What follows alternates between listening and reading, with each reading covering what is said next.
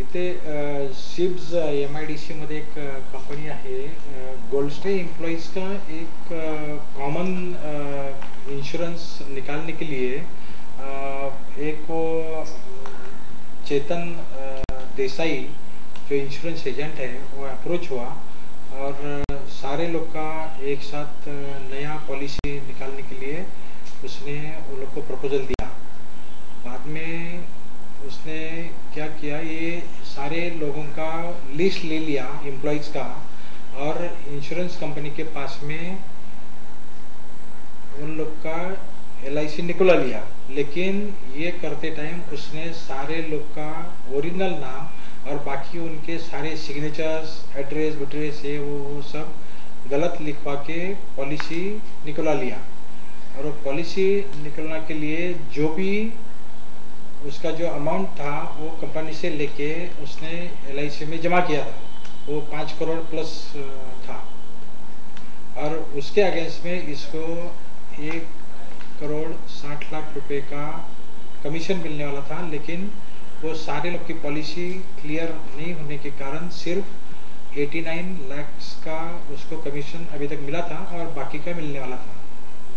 तो अभी ये पॉलिसी निकालने के बाद में उसमें से कई लोगों ने लोन के लिए जब वो LIC के पास में एप्लीकेशन किया तो पता चला कि इनकी पॉलिसी वो गलत है।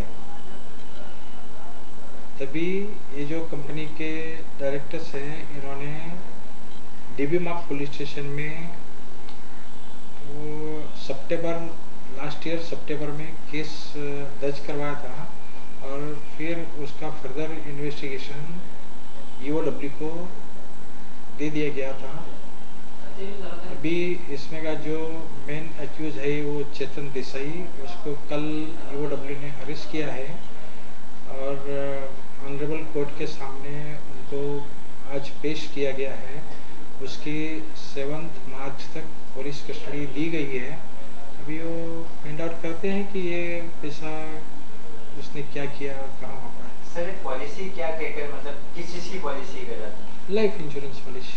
कितने रुपए पर मतलब कितने लोग थे? वो कॉमन होती है, वो हर एक इंडिविजुअल का नहीं है, एक कॉमन इंश्योरेंस पॉलिसी होती है। तो वो इतने सारे एम्प्लॉयज का नंबर और नाम देना पड़ता है। उसके मुताबिक ये पॉलिसी कॉमन पॉलिसी करके जितना भी वो एम्प्लॉयज के लिए करना चाहते हैं उतना कर सकता है। और ये कंपनी ने उसको अबाउट 5 करोड़ रुपए से ज़्यादा पॉलिसी करवाया था।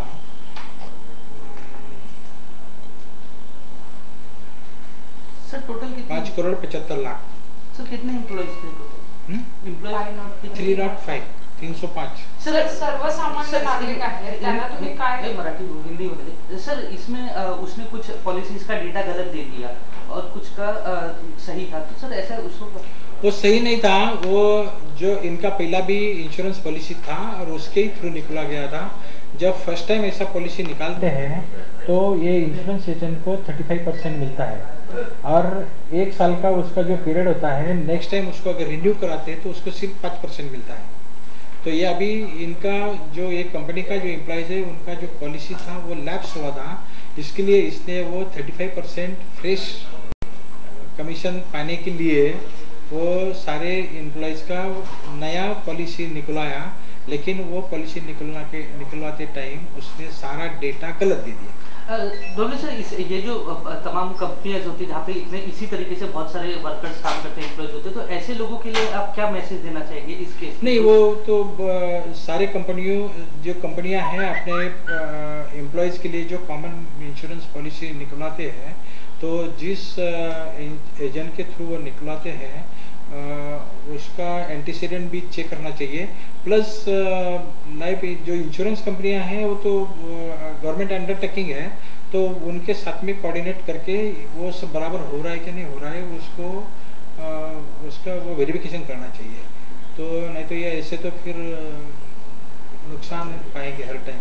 सर इस केस में क्या कि कुछ आपको प्राइमा फेसी ऐसा लग रहा है कि कुछ LIC के भी लोग कहीं ना कहीं इस आरोपी के साथ मिले? अभी इनको हमने इसको तो अरेस्ट किया है अभी और देखते हैं अभी इसने ये सब करवाने के लिए कोई इंटरनल एम्प्लॉयज को मतलब इंश्योरेंस कंपनी का या वो जिसके जो गोल्ड स्टार कंपनी है इनका किसी एम्प्लॉय को साथ में लेके ये काम किया है, उसका तो अभी तहकीकात चालू है, देखते हैं क्या होता है। सर, ज्या कंपन्या आहेत मोठ्या प्रमाणावर इन्शुरन्स काढतात एम्प्लॉईजचं, त्यांना तुम्ही काय मेसेज द्याल की त्यांनी कशा प्रकारे प्रिकॉशन घेतली पाहिजे?